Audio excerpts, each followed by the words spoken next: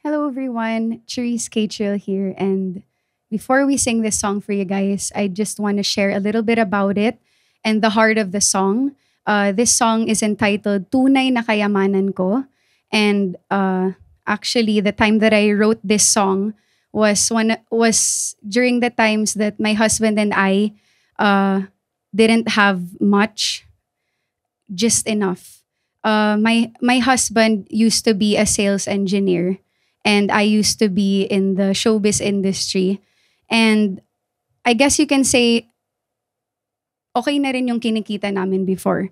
But when we gave everything up to the Lord and we decided to walk in our calling, we asked God, Lord, ganito po pala yung nag-o-obey. Feeling mo nawawala na lahat sa'yo. Yun pala, God is testing our hearts, just like what it says in Deuteronomy chapter 8, that God allows us to go through those seasons na parang ang hirap, to test our hearts and see if we are truly valuing Jesus above everything else. Because as we all know, there's so many distractions in this world. There's so many things that could take the place of God. And one thing we need to know and remember is that there could only be one person or thing seated on the throne of our hearts, and that should be Jesus. But many times we run to the world, we run to the things of this world, and we think that those are the things that can satisfy us. Ayun pala, hindi. I see it as such an honor to be here today. I also give thanks to the Lord because a couple weeks before this opportunity came, I was praying to God and I said, Lord, you allowed me to write these songs. And there was a time when I was singing these songs to you and I told you, sige Lord, I surrender these songs to you. Siguro ang kalooban mo, Panginoon, is ikaw lang ang aawitan ko nito. Okay lang kahit wala nang makarinig. And here I am today because of God's grace. He opened up this door and He used people to make this possible. And I was telling God, Lord, paano ko gagawin when He said that He wants other people to hear this song specifically. And I didn't have the resources, but God opened up a door and here we are today. And it's such an honor for me. This song is inspired by Psalms 119 verse 37, which says, turn my eyes away from worthless things and give me life through your word. That is the very heart of this song. I wrote this song when we had just a little. And some people think that if you have just a little, that's not enough. You need more. You need to achieve more. You need to prove yourself. You need to show the world that you're successful or that you're something. But I learned that in the time when we had much and the time that we had little, there was one thing that remained the same. And it's that I had the presence of God. And I realized that as long as I have that I am rich. Because the definition of this world when it comes to someone being rich is what you have or the material things you have or even your money. But through this song, God is showing each of us that it's His presence that we need ultimately. And that's the only thing that can satisfy us.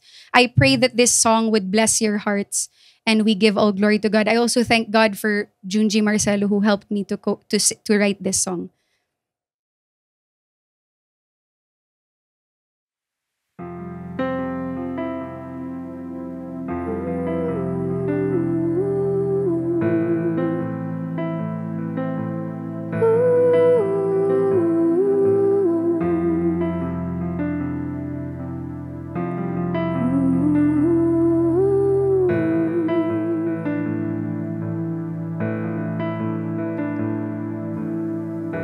Naranasan ko ang kasaganahan. Naranasan kong wala, pero di may kakaila. Dahil nandyan ka sa buhay ko, ako'y palaging kumpleto. Wala nang hahanapin pa, o ikaw lang sapat na. Ikaw ang tunay na kayamanan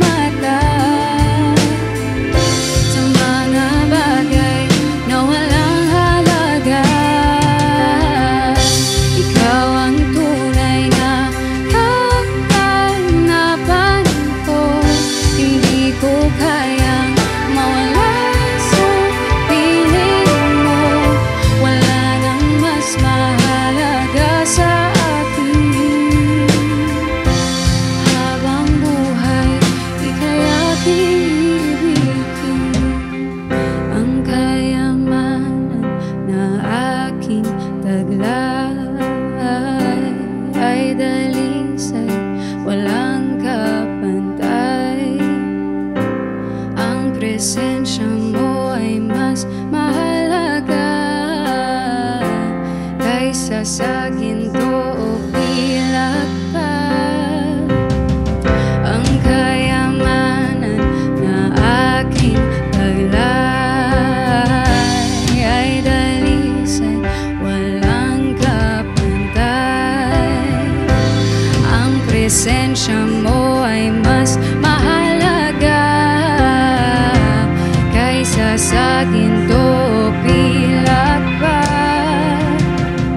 Ang kayamanan na aking taglay ay dalisay, walang kapantay. Ang presensya mo ay mas mahalaga